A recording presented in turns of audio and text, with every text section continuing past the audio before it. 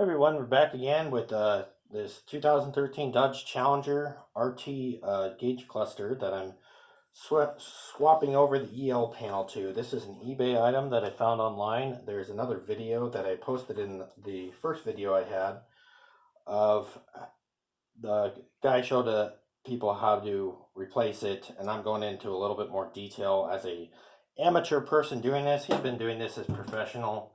I'm kind of just doing this on my own as a hobby level. Um, Basically, what we're going to do here, I already have it tore apart as you can see here. What happens is there's a lighted face on the back side of these panels that go bad. This one is cracked, and actually the fuel gauge isn't. This fuel gauge here doesn't light up at night anymore. And there's a bunch of these weird gray spots that pop up on the gauge cluster, and it's really annoying. And this is my own personal vehicle, so I want to have it fixed and have it working right.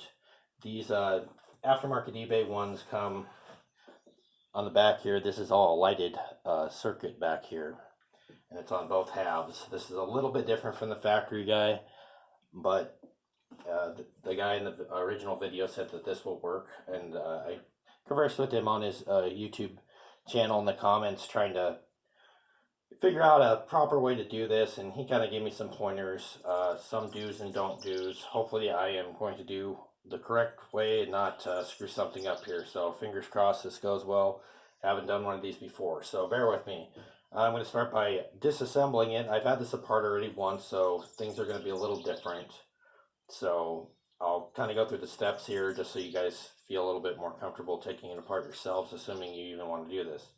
Alright, first step is you gotta remove the needles on the gauges here. You should be able to feel, if you can get your fingers on both sides of them, they are a little hard to pull, but if you've got a good grip, you can do it. Just pop that off like so. Something I should mention before you do any of this, make sure all your gauges are at the stop point. You just feel it and there'll be a light stop. Don't force it because you'll break the motor inside of the thing and then your gauges won't work right. What you need to do is, like right here, for example, this, see how that was wiggling like that? You can feel it stop. That's where the gauge needs to be. Don't force it past there. You will break the gauge, and then you will have incorrect readings. Depending on what happens, you could strip the gear out inside of the motor, and then all of a sudden you'll be 5 mile an hour off, or RPMs will be off, or fuel gauge or temp gauge will be off. So be very careful when you're doing this. Just use some common sense. Don't force anything. If something doesn't feel right, maybe stop and have somebody with more experience mess with this. I've had these off before, so I kind of know what I'm doing. So bear with me. It's going to take me a little bit, but just watch what I'm doing and duplicate. Next, got the speedometer one off, and I'm just laying them in the right orientation so they go back where they were. Also, something I should mention, make sure your hands are clean when you're doing this. Otherwise, the white face gauges, you're going to get grease and stuff from your fingers on them. And, you know, when you're taking the dash out of a car and stuff, there's tend to be dust and things. So make sure your hands are clean before you do this. Otherwise, you're going to end up with a bunch of fingerprints all over everything. Mine are semi-clean. I will admit there are a few fingerprints and things on this, but I'm also working in kind of not a super clean environment right now. It's a old shed that I'm working in, so stuff's kind of dirty. So, but I'm trying to keep my work area clean as I can. So, anyway, next off comes the RPM gauge, or tach, and then temp gauge. Alright, now we got all those four off. See how that's moved? This isn't supposed to be like this. From the factory, there's a little piece here. It's kind of mushroomed onto it, so it actually holds the face to the backing piece. I'd already pried this off. You can actually stick your hand underneath there and kind of pull it off gently, and just kind of work your hand around it, and you can get it off that lip. Okay, and then once you get all four of those off of there, just be careful, don't force it. Lift this off like so, and then you'll see this white thing, this white piece here. This is what's called the EL panel. This is what's the light. This is where the lighting issues have problems with on these particular clusters. Same deal. They're held down by those little mushroom tab things. Before you can take this off on the back side here, I got it unhooked already, but this plugs into this little black connector back here, just like so, and then you press down on it and it'll slide out.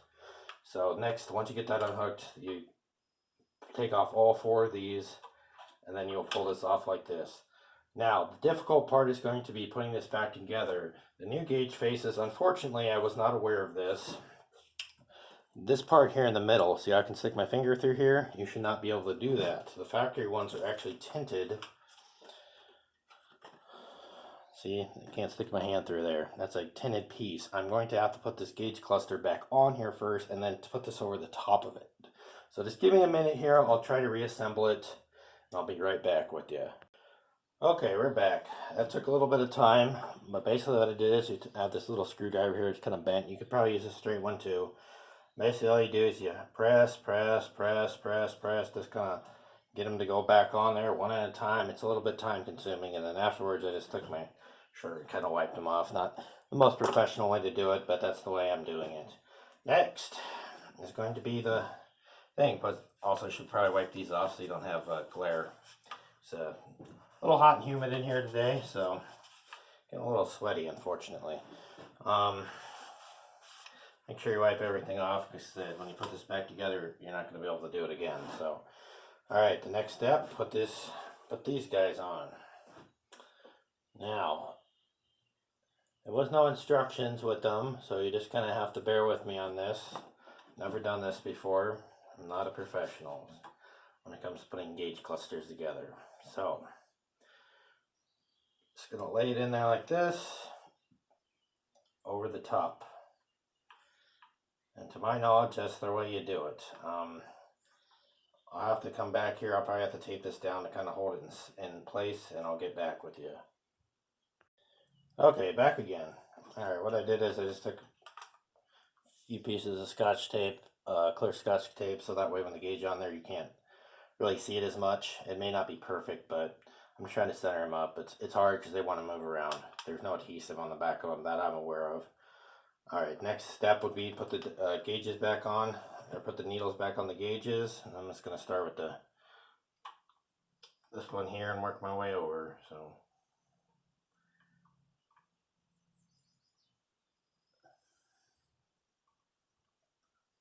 sorry for getting a lot of headshots. Just a little.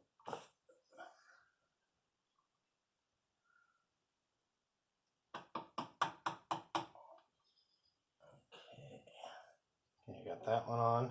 And again, when you put them on there, you can kind of feel where they stop. Just don't force them. If it's, you basically just keep going like this and wiggle, wiggle, wiggle, and then push. It's a delicate process. You don't go jamming on them because you end up breaking something. And I don't know about you guys, but I don't have the money to be replacing the gauge cluster. Knock on wood. Yeah, see how you can feel it stop. And the idea is to get close as you can to 0 or E or C or 0, I guess, again on the tack. So it's a little bit finicky process. It does take a little bit of time, but once you get it, it should look good. Like I said, this is kind of an art in a way. Okay, that's where I want that one to sit. Now onto the tack.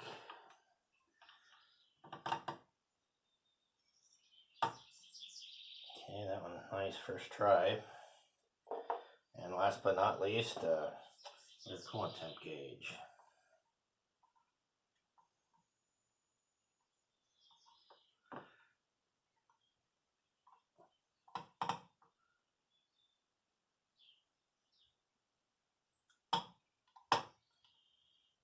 Okay, coolant temp gauge is all hooked up. Now, next step would be, okay, here's something I forgot to mention. Here's what this originally comes like. This is a big unit. I actually cut the wire here because the guy in the other video said you can plug it directly into the factory inverter on this cluster and it should work. He didn't seem to have any issues. And I believe that video is more than 2 years old, and I was conversing with him online and he said it still works to his knowledge. This is what it comes with. It has this goofy aftermarket dial thing here. I assume this must be the inverter, and then this is supposed to go to a power source so you can dim it. It's basically a separate system. Makes it a pain in the butt. My car is a nicer car, so I don't want to have all these stupid gauges and crap underneath it. I don't want to bolt anything underneath the dash to make it look rinky-dink. If it was an old pickup or something, it'd be a little different. Alright, next I'm going to feed some wires through, so I'll be right back with you, and then I'll show you how it looks when it's done. Okay, slight update. Something that they were not mentioning in the other thing. This plug-in thing, he claims it was supposed to be a plug-and-play deal. That doesn't fit into the original factory connector thing, but he says he plugged it into there, so I ended up taking it to the grinder wheel, ground it down so much, and kept trying, just a little bit. The plug centers just aren't quite right. So what I ended up doing is ground it down to the point the pins came out, made sure they're in the same direction, or same orientation. Put heat shrink on them so they don't touch. That's the idea anyway. I'm going to attempt to do that. Okay, next thing I'm going to do is fish them in there and then plug them in, and then we'll go from there. So I'll be right back again. Okay, back. Got the two wires plugged in, like so. Zip tied up the excess wire. I'm going to actually tuck it in between there. This here is actually the extra lead that I didn't use. I just cut it off and I put a heat shrink over there, so just in case something touches it, it doesn't ground out. Next thing I'm going to do, I'm going to attempt to stick this piece back on. It's going to be a little finicky because it's not quite made for it. But we will get that, and I'll get back to you when I get that installed. Okay, back. Ended up routing these through the back here instead because it works a little bit better and also looks a little bit nicer. Actually, before I folded it on top of itself, I zip tied it so it isn't all falling out. Next is the most nerve-wracking part. Got to go test it in the car. Hopefully everything works. No fires, no burning up a cluster, which would really suck. That'll be the next thing. I'll be back with you in a little bit, and we'll go from there. Got to go grab my keys. So, okay, guys, walking out to the car right now. I got my cluster in hand. Here's the car it's going to be going into. Hope you guys can see it. Got the front camera on right now, so it's probably not the best angles, but hopefully it does it some justice. I'm walking over to the car now. Set the cluster up here. And just realized I gotta go grab my keys. I'm sitting on the bench. Be right back. We're back. Got the keys. Let's see if this thing works. Kind of excited, a little nervous, not gonna lie. Haven't ever done this before, so. Something I should mention, when you pull a cluster out of these cars, the door locks and everything, nothing works. Push down on this little tab on top there, nothing works. That cluster actually controls all that, or is tied into the main circuit that does control all that. Although, when you do open the door, the window still does the little drop-down thing. Okay, here's what we're looking at inside the car here. That piece is falling down, it's kind of annoying. But I need to plug in those 3 circuits, put the key into ignition, and we'll see what will happen. I'll be back once I get it plugged in. Okay, back at it again. Get the cluster plugged in. Looks like it's on. Now I will be shoving the key in. Door jar key in and key on. It says vehicle not in park. Give it a second. It's got to realize that this is not a... There we go. It thinks it was an automatic transmission. Wondering why that's sitting like that. It's because I touched it. I'll have to mess with it again. I'll see if it starts. Okay. Gauges are working. Alright, car is working. Cool. Awesome. Next thing we need to know is, does the thing even light up? Awesome. Looks like everything's working. See that, guys? There we go. I will have to mess with the gauges. I got them off a little bit, but that shouldn't be that big a deal. I'll be back after I get the finer details ironed out, and we can go from there.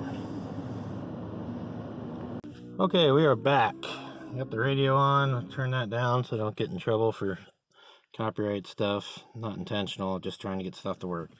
Okay, again, going to attempt to start. Gauges are moving. That's what we want. There's the car. Alright, that's what we want. Gauges are where they're supposed to be now. There. Okay, that's what we want to see. Next thing I'll do, I will assemble the cluster back the way it was from the factory, and we'll put things together. Okay guys, got you back on the tripod again. Gauge is installed well. I know some of you are probably wondering how come this part here where it's displaying looked weird. I think it's just because this panel is kind of a universal fit. It's not going to be perfect. It kind of sucks. I wish it was a little bit higher up, but there isn't a whole lot I can do about that.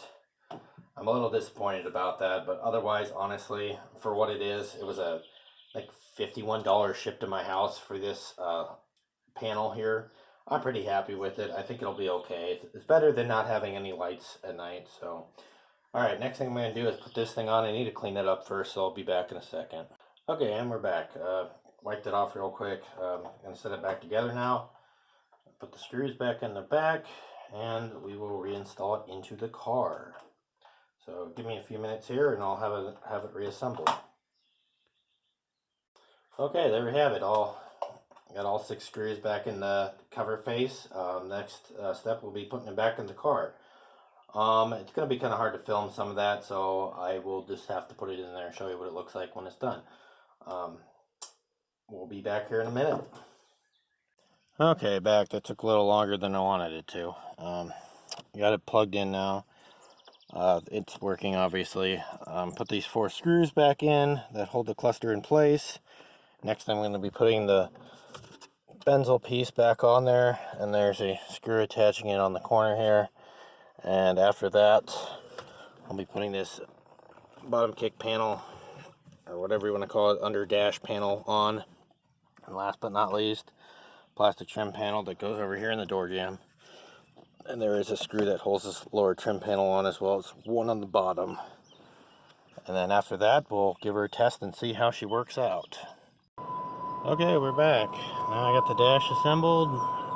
It's a little hard to see, but this is what we're looking at.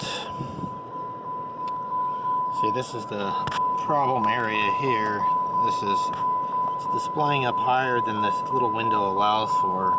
It's not the end of the world. That's not really that big a deal. It might bother some people, but honestly, to me, it seems like it's okay. I'm just gonna make it work for right now, and we'll just go with that. Anyway, thanks guys for watching. Hope this helped some of you guys out. Not really sure how bulletproof this system's going to be.